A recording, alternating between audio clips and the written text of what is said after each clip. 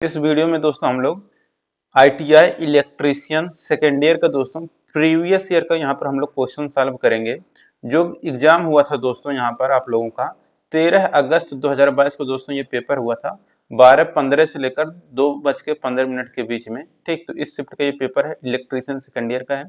और अगर आप लोग दोस्तों इस बार आईटीआई सेकेंड ईयर का एग्जाम देने जा रहे हैं तो आप लोगों के लिए वीडियो काफी हेल्पफुल करेगा, क्योंकि दोस्तों इसी तरह से आपके क्वेश्चन पूछे जाएंगे आपके सीबीटी एग्जाम में। अब इसमें दोस्तों यहाँ पर देखिए इसका जो फॉर्मेट है, यहाँ पर दोस्तों ट्रेड थ्योरी के आपको 38 क्वेश्चन देखने को मिलेगा। इंजीनियरिंग ड्राइंग का दोस्तों 6 question, workshop calculation and science का 6 क्वेश्चन और एम्प्लॉयबिलिटी स्किल का यहाँ पर 25 क्वेश्चन। टोटल यहाँ पर 75 क्वेश्चन आपको देखने को मिलेगा। अब देखिए इसमें क्या है कि सबसे पहले आपका ट्रेड थ्योरी का क्वेश्चन शुरू होता है। तो ट्रेड थ्योरी का क्वेश्चन यहाँ पर देखिए सबसे पहले क्या कहा गया है। यहाँ पर कहा गया, वैसे दोस्तों मैं आपको बता दूं ये जो सेट नंबर है ये सेट नंबर 6 है। तो अगर आप लोग पिछला 5 सेट नहीं देखे हैं तो डिस्क्रिप्शन बॉक्स में लिंक दिया गया है, आप लोग जाके वहां से देख सकते हैं। तो देखिए यहाँ पर है पहला question, which metals makes large capacity DC generator yoke, यानी कि कौन सी धातु से बड़ी क्षमता के डीसी जनरेटर योग बनाती है। तो ये दोस्तों रहता है आपका रोल्ड स्टील। तो रोल्ड स्टील जो रहता है वह बड़ी क्षमता के डीसी जनरेटर का जो योग होता है उसको हम लोग बनाते हैं रोल्ड स्टील से।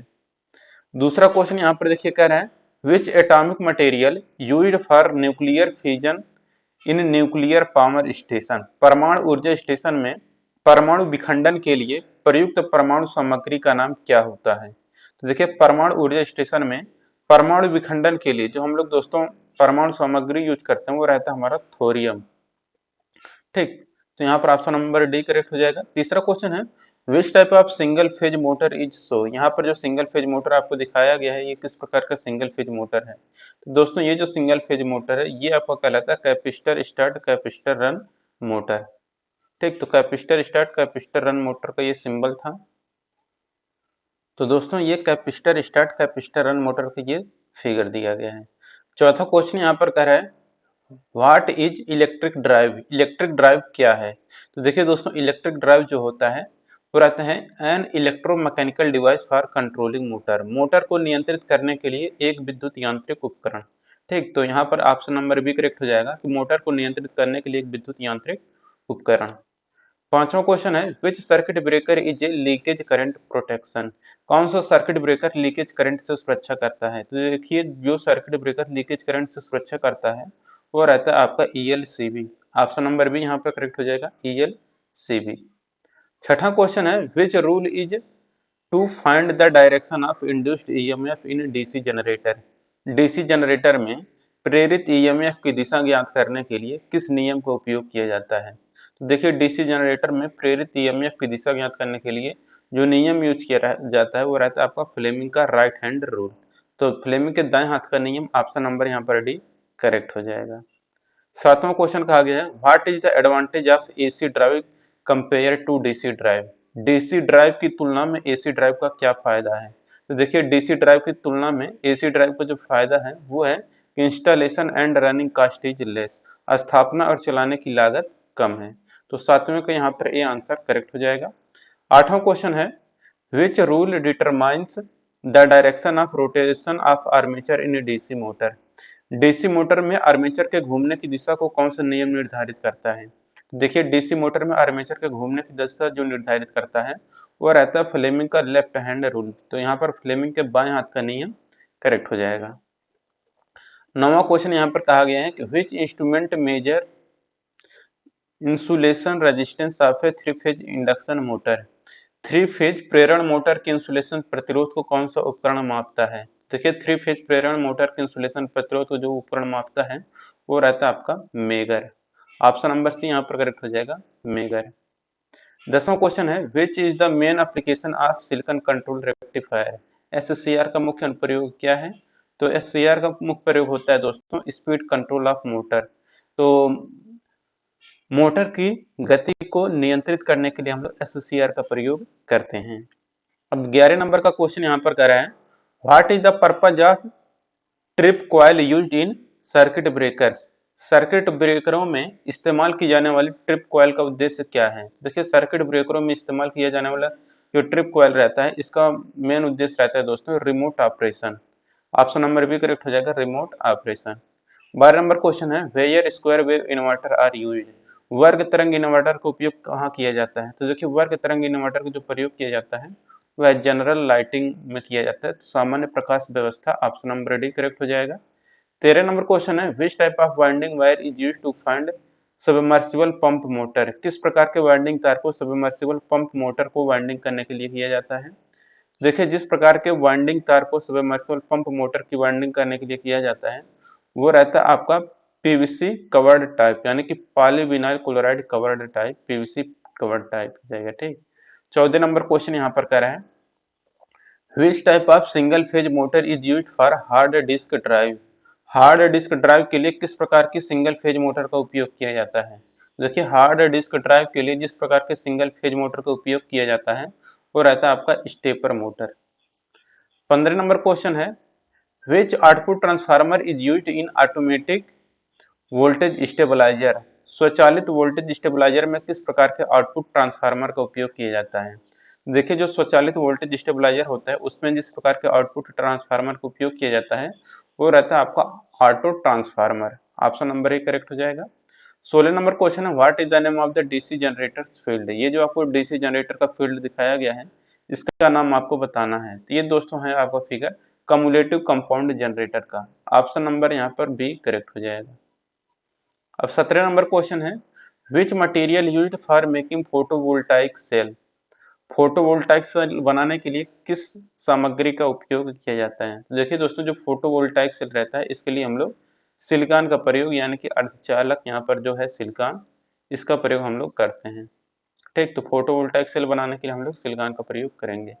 18 नंबर क्वेश्चन है, what is the name of the wiring accessories used in control panel wiring. ये जो आपको दोस्तों कंट्रोल पैनल वायरिंग में का ये है वायरिंग एक्सेसरीज, इसका नाम आपको बताना है। तो ये जो कंट्रोल पैनल वायरिंग में वायरिंग एक्सेसरीज का जो है ये आपका DIN रेल्स कहलाता है। 19 नंबर क्वेश्चन है, which resistor is used to measure light intensity. प्रकाश की तीव्रता को मापने के लिए किस रजिस्टर का प्रयोग करते हैं या अवरोधक का प्रयोग करते हैं? तो देखिए प्रकाश की तीव्रता को मापने के लिए जो अवरोधक यूज करते हैं वो रहता है LDR। 20 नंबर क्वेश्चन है, what is the use of synchroscope. जो सिंक्रोस्कोप होता है उसका उपयोग क्या है? तो देखिए सिंक्रोस्कोप का जो उपयोग किया जाता है वो किया जाता है कि indicate the correct instant for paralleling, यानी कि समानता के लिए सही तुरंत संकेत देने के लिए सिंक्रोस्कोप का प्रयोग करते हैं। 21 नंबर क्वेश्चन है, which material is use to make brush in generator. Generator में ब्रश बनाने के लिए किस मटेरियल का प्रयोग करते हैं? तो देखिए जनरेटर में ब्रश बनाने के लिए जो मटेरियल यूज करते हैं वह कार्बन और ग्रेफाइट रहता है। ठीक, तो जनरेटर में जो ब्रश रहते हैं वह कार्बन और ग्रेफाइट रहता है। तो वही कहते हैं ना कि जनरेटर में वो कार्बन ब्रश घिस गया है, ये हो गया वो हो गया, तो कार्बन और ग्रेफाइट का रहता है वो ब्रश। ठीक। 22 number question, what is the part mark as X. X शुरू में जो चिन्हित भाग है ये क्या कहलाता है? तो देखिए दोस्तों ये जो एक्स भाग है ये आपका कहलाता है स्लिप रिंग। तो slip ring option number D correct हो जाएगा। 23 नंबर क्वेश्चन है, what is the necessary of starter for DC motor. DC motor के लिए स्टार्टर की क्या आवश्यकता है? तो देखिए डीसी मोटर के लिए स्टार्टर की जो आवश्यकता है वह है कि limit the armature current, armature current को सीमित करें। 23 के यहाँ पर ये आंसर करेक्ट हो जाएगा। 24 number question, which formula to find percentage slip of an AC 3 phase induction motor. AC 3 phase induction motor का प्रतिशत स्लिप ज्ञात करने के लिए कौन सा फार्मूला है? तो देखिए AC 3 फेज इंडक्शन मोटर का परसेंटेज स्लिप ज्ञात करने के लिए दोस्तों वो होता है NS माइनस NR बटे NS इंटू 100 होता है। ऑप्शन नंबर ए करेक्ट हो जाएगा। अब 25 नंबर क्वेश्चन यहाँ पर कह रहा है, which motor is use to table fan. Table fan में किस मोटर का उपयोग किया जाता है? तो देखिए जो टेबल फैन रहता है उसमें परमानेंट कैपेसिटर मोटर यानी कि अस्थायी संधारित्र मोटर का प्रयोग किया जाता है। ठीक, तो टेबल के पंखे में परमानेंट कैपेसिटर मोटर का प्रयोग किया जाता है। 26 number question, what is the name of the converter. ये जो आपको कन्वर्टर दिखाया गया है इसका नाम आपको बताना है। तो ये जो कन्वर्टर है दोस्तों ये आपका सिलिकॉन कंट्रोल रेक्टिफायर का फिगर है। ठीक, तो सिलिकॉन कंट्रोल रेक्टिफायर का फिगर है ये। 27 नंबर क्वेश्चन है, what is the name of the insulator. ये जो आपको इंसुलेटर दिखाया गया है इसका नाम आपको बताना है। तो दोस्तों ये जो इंसुलेटर है ये आपका कहलाता है सिंगल सेट पिन इंसुलेटर। तो single set pin insulator option number यहाँ पर सी करेक्ट हो जाएगा। अब देखिए यहाँ पर अगला क्वेश्चन क्या कर रहे हैं 28 नंबर का करें, which DC motor is used for constant speed drive, निरंतर गति ड्राइव के लिए किस डीसी मोटर का उपयोग किया जाता है। तो देखिए निरंतर गति ड्राइव के लिए जिस डीसी मोटर का उपयोग किया जाता है वो रहता है DC shunt motor. Option number C यहाँ पर करेक्ट हो जाएगा, डीसी शंट मोटर। देखिए अब है 29 नंबर का question, which is the non conventional power generation, गैर पारंपरिक बिजली उत्पादन कौन सा है। तो देखिए दोस्तों जो गैर पारंपरिक बिजली उत्पादन है वो है दोस्तों आपको विंड पावर जनरेशन, पवन चक्की बिजली उत्पादन। ऑप्शन नंबर यहाँ पर सी करेक्ट हो जाएगा। 30 नंबर क्वेश्चन है, what is the name of the part of DC generator, DC generator का ये क्या है। तो ये बाहरी भाग है, तो जो बाहरी भाग होता है उसको हम लोग क्या बोलते हैं, योक या फ्रेम बोलते हैं। 31 नंबर क्वेश्चन है, what causes the terminal voltage of an alternator reduce if the load increase, यदि लोड बढ़ता है तो अल्टरनेटर का टर्मिनल वोल्टेज कम होने का क्या कारण है। तो ये कम कारण रहता है आर्मेचर रेजिस्टेंस, तो आर्मेचर प्रतिरोध ऑप्शन नंबर डी करेक्ट हो जाएगा। 32 नंबर क्वेश्चन है, which DC generator is used for arc welding, arc welding के लिए किस प्रकार के डीसी जनरेटर का उपयोग किया जाता है। तो देखिए आर्क वेल्डिंग के लिए दोस्तों जो हम लोग डीसी जनरेटर यूज करते हैं वो रहता है डिफरेंशियल कंपाउंड जनरेटर यानी विभेदी यौगिक जनरेटर। 33 नंबर क्वेश्चन है, which is very low power for motion control in AC and DC motor, AC और डीसी मोटर में गति नियंत्रण के लिए कौन सी बहुत कम बिजली की खपत करती है। तो देखिए एसी और डीसी मोटर में गति नियंत्रण के लिए जो बहुत कम बिजली की खपत करती है वो रहता है आपका drive control. Option number B correct हो जाएगा, ड्राइव कंट्रोल। 34 नंबर क्वेश्चन है, which quantity can be measured by CRO, CRO द्वारा किस मात्रा को मापा जा सकता है। देखिए सीआरओ द्वारा जिस मात्रा को मापा जाता है वो रहता है हमारा फ्रीक्वेंसी यानी कि आवृत्ति रहता है। 35 नंबर क्वेश्चन है, which converter is having high efficiency, कौन से कन्वर्टर में उच्च दक्षता होती है। तो देखिए दोस्तों जिस कन्वर्टर में उच्च दक्षता होती है वो रहता है एससीआर कन्वर्टर। 36 नंबर क्वेश्चन है, which is the non conventional energy source, गैर पारंपरिक ऊर्जा स्रोत कौन सा है। तो देखिए गैर पारंपरिक ऊर्जा जो स्रोत है वह है विंड यानी कि हवा। 37 नंबर क्वेश्चन है, why DC generator are losing their residual magnetism, क्यों डीसी जनरेटर अपने अवशिष्ट चुंबकत्व खो देते हैं। तो देखिए जो डीसी जनरेटर अपने अवशिष्ट चुंबकत्व खोते हैं उसका मेन रीजन रहता है कि रोटेशन की दिशा अक्सर बदलती रहती है, यानी कि change in the direction of rotation very often. तो रोटेशन की दिशा अक्सर बदलने से जो डीसी जनरेटर रहता है उसका अवशिष्ट चुंबकत्व खो जाता है। 38 नंबर क्वेश्चन है, which instrument is used to check short circuit fault in voltage stabiliser, voltage stabiliser में इलेक्ट्रॉनिक सर्किट में सर्किट दोष की जांच करने, शॉर्ट सर्किट की दोष जांच करने के लिए किस उपकरण का उपयोग किया जाएगा। तो इसके लिए यूज किया जाता है मल्टीमीटर का प्रयोग। ऑप्शन नंबर ए करेक्ट हो जाएगा। अब देखिए यहाँ पर वर्कशॉप कैलकुलेशन एंड साइंस का क्वेश्चन आ गया दोस्तों, यहाँ पर 6 क्वेश्चन देखने को मिलेगा, जिसमें से पहला क्वेश्चन यहाँ पर कहा गया है, how the principal is denoted in simple interest calculation, साधारण ब्याज में प्रिंसिपल को किस तरह से निरूपित किया जाता है। तो देखिए साधारण ब्याज में प्रिंसिपल को जिस तरह से निरूपित किया जाता है वो रहता है आपका पी, कैपिटल पी, ठीक। अब दूसरा क्वेश्चन यहाँ पर कह रहे हैं कि हाउ द प्रॉफिट या गेन इज एक्सप्रेस्ड, लाभ को कैसे व्यक्त किया जाता है। तो लाभ को परसेंटेज में व्यक्त किया जाता है। तीसरा क्वेश्चन यहाँ पर कह रहे हैं, what is the formula for a का पावर एम इंटू ए का पावर एन। तो ए का पावर एम इंटू ए का पावर एन, तो क्या हो जाएगा, ए का पावर एम प्लस एन। चौथा क्वेश्चन यहाँ पर कह रहे हैं, which is use to reduce the friction in machine part, मशीनी भागों में घर्षण को कम करने के लिए किसका उपयोग किया जाता है। तो देखिए मशीनी भागों में घर्षण को कम करने के लिए जो उपकरण यूज किया जाता है घर्षण को कम करने के लिए वो लुब्रिकेंट यानी कि स्नेहक रहता है। तो मशीनी भागों में घर्षण को कम करने के लिए हम लोग लुब्रिकेंट यानी कि स्नेहक का प्रयोग करते हैं।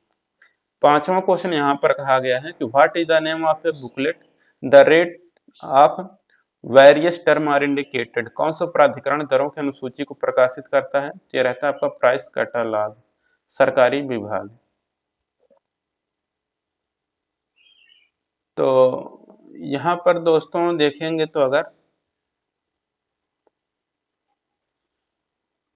तो यहाँ पर देखेंगे दोस्तों, ये आपका व्हाट इज द नेम, यहाँ पर ये हिंदी और इंग्लिश में दोस्तों गलती है।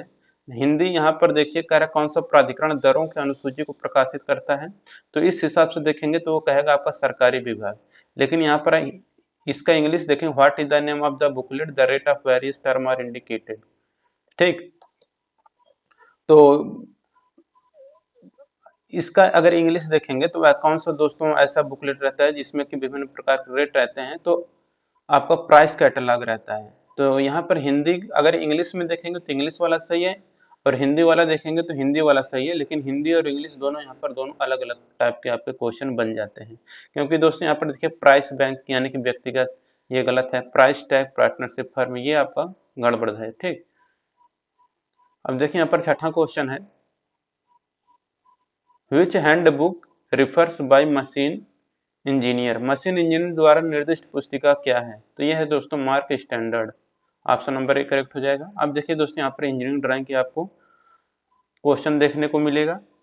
इसमें पहला क्वेश्चन है, what is a symbol of DC motor, कौन सा डीसी मोटर का प्रतीक है, तो डीसी मोटर का प्रतीक है दोस्तों, देखिए ये तो एसी मोटर का प्रतीक है, क्योंकि इस तरह से देखिए एसी की तरह है, तो डीसी का मोटर ये है आपका। ऑप्शन नंबर यहाँ पर सी करेक्ट हो जाएगा।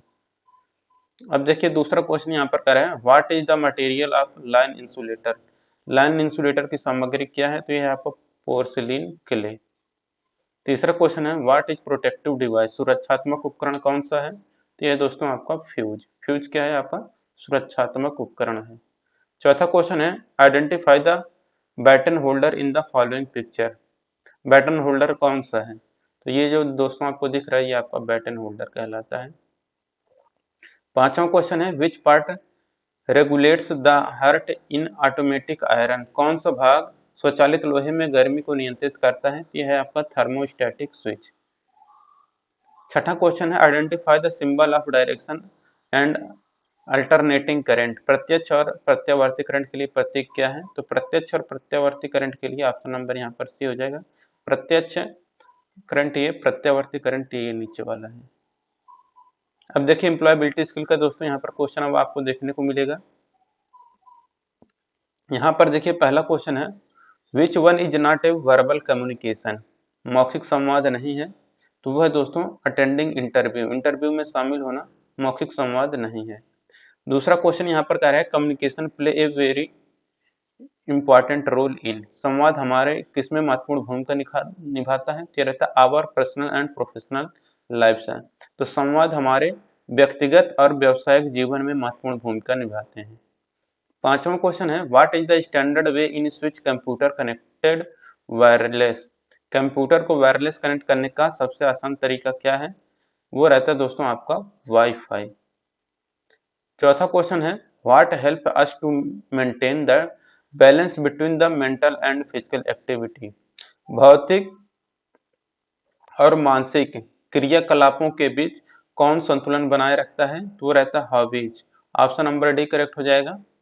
पांचवा क्वेश्चन है, अलेक्सा, कोर्टना, आइंस्टीन, गूगल, सीरी और Watson, what is the category of, तो अलेक्सा, कार्टना, आइंस्टीन, गूगल, सीरी और वाटसन किस श्रेणी के अंतर्गत आते हैं, तो यह वॉइस रिकॉग्निशन डिवाइस के अंतर्गत आते हैं, तो आवाज की पहचान उपकरण के अंतर्गत आते हैं। ऑप्शन नंबर बी करेक्ट हो जाएगा।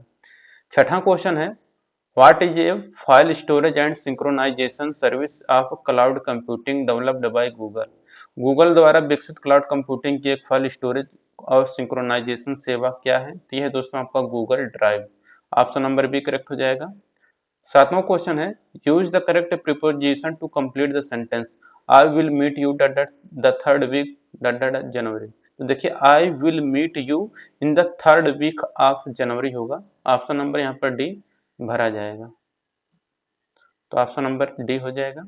आठवां क्वेश्चन है, on social media we use to convey our feeling and emotion, social media में हम अपनी भावना और अनुभूति को व्यक्त करने के लिए किसका उपयोग करते हैं, तो इसके लिए इमोजी का प्रयोग करते हैं। नौवां क्वेश्चन है, ए रिज्यूम शुड बी, रिज्यूम में क्या होना चाहिए, शॉर्ट एंड प्रिसाइज होना, यानी संक्षिप्त और सटीक होना चाहिए। 10वां क्वेश्चन है, the future of work is always going to, कार्य का भविष्य हमेशा कैसा होना चाहिए, तो ये होना चाहिए use the latest technology, latest technology का उपयोग करें। 11 नंबर क्वेश्चन है, the immediate surrounding to the place you live in is called. तो यहाँ पर भरा जाएगा दोस्तों, the immediate surrounding to the place you live in is called neighbourhood. Option number यहाँ पर ए करेक्ट हो जाएगा। 12 नंबर क्वेश्चन है, what is the full form of NAPS. NAPS का फुल फॉर्म क्या होता है? ये रहता है national apprenticeship promotion scheme. 13 number question है, a man brought a man bought a lamp for RS 100 and sold it for RS 120, what is the percentage of profit. एक आदमी ने 100 रुपए में लैंप खरीदा और उससे 120 में बेच दिया, लाभ का प्रतिशत क्या होगा? तो देखिए 100 रुपए में खरीदा था, 120 में बेच रहा है, प्रॉफिट कितने का ले रहा है? 20 का। कितने पर ले रहा है? 100 पर। परसेंटेज में बदलना है तो यहाँ पर 100 का गुणा हो जाएगा, 100 से 100 कट जाएगा, 20% आपका करेक्ट आंसर आ जाएगा।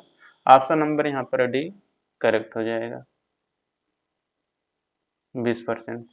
14 नंबर क्वेश्चन है, identify the professional networking platform from the given option. दिए गए विकल्पों में से व्यावसायिक नेटवर्किंग प्लेटफॉर्म पहचाने। तो लिंक्डइन जो है आपका व्यावसायिक नेटवर्किंग प्लेटफॉर्म है, बाकी आप सबका सोशल मीडिया ऐप या चैटिंग का ऐप है, आप लोग जान ही रहे हैं। 15 नंबर क्वेश्चन है, full form of GPS is. तो जीपीएस का फुल फॉर्म होता है global positioning system. 16 number question है, feedback is important because. Feedback महत्वपूर्ण होता है क्यों? तो देखिए महत्वपूर्ण होता है, it is given for improvement, यह सुधार के लिए दिया जाता है। तो आप लोग भी दोस्तों इस वीडियो का फीडबैक जरूर दीजिएगा, कैसा आपको लग रहा है। 17 नंबर क्वेश्चन कर रहे हैं, the principal called Manoj, the principal asked to show that hall ticket for CTS examination. यहाँ पर देखिए भरा जाएगा, the principal called Manoj, the principal asked him to the to show his hall ticket for CTS examination. तो यहाँ पर him और his भरा जाएगा। 18 नंबर क्वेश्चन है, prevention of sexual harassment for women at work place act 2013 यहाँ पर है, आल्सो नोन एज। कार्यस्थल पर महिलाओं की रोकथाम अधिनियम 2013 को और किस रूप में भी जाना जाता है? तो इसे POSH के रूप में भी जाना जाता है, तो POSH act. 19 number question, the convention of computer data from one format to another is called. Computer के डेटा को एक फॉर्मेट से दूसरे फॉर्मेट में बदलने को क्या कहते हैं? तो उसे हम लोग कन्वर्जन कहते हैं, या रूपांतरण हो जाएगा। Role model that people to follow them. तो रोल मॉडल जो होते हैं inspire people to follow them. तो जो रोल मॉडल होते हैं वह इंस्पायर पीपुल होते हैं। 21 नंबर क्वेश्चन है, believing that you have to capability to achieve your dream is called. यह विश्वास करना कि आपके पास अपने सपनों को प्राप्त करने की क्षमता है, उसे क्या कहा जाता है? तो उसे सेल्फ बिलीफ या आत्मविश्वास कहते हैं। 22 नंबर क्वेश्चन है, यूजिंग वर्ड थ्रो स्पीकिंग और writing to share information through or ideas is called. जानकारी, विचार या अभिप्राय को साझा करने के लिए बोलकर या लिखकर शब्दों का उपयोग करना क्या कहा जाता है? तो यह कहलाता है आपको वर्बल यानी कि मौखिक संवाद। 23 नंबर क्वेश्चन है, which tool in MS office used for preparation of presentation. Presentation की तैयारी के लिए MS ऑफिस के कौन से टूल का उपयोग किया जाता है? तो इसके लिए किया जाता है MS power point. 24 number question है, plan prepare perform is related to. तो प्लान प्रिपेयर परफॉर्म किससे संबंधित है? तो यह है दोस्तों आपका अटेंडिंग इंटरव्यू यानी इंटरव्यू में शामिल होने से संबंधित है। 25 नंबर क्वेश्चन है, the principal issues a circular about the dress code to be followed by all student, this is a which type of communication. देखिए प्राचार्य ने सभी छात्रों द्वारा ड्रेस कोड का पालन करने के बारे में सर्कुलर जारी किया, यह किस प्रकार का संचार है? तो आपका फॉर्मल संचार है यानी कि औपचारिक। तो दोस्तों यहाँ पर ये कंप्लीट होता है, और जो